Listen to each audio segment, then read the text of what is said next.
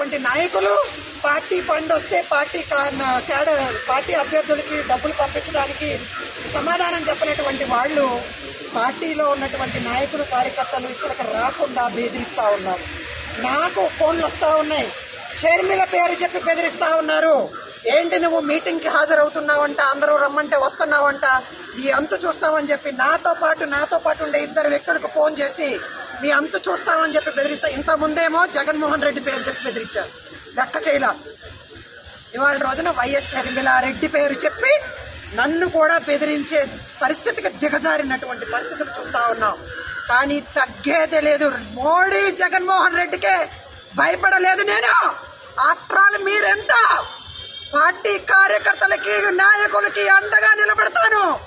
ఏం జరిగినా సరే దాన్ని ఎదుర్కోవటానికి నేను సిద్ధంగా ఉన్నాను అని చెప్పి మీ ద్వారా తెలియజేస్తా ఉన్నాను. Okay madam.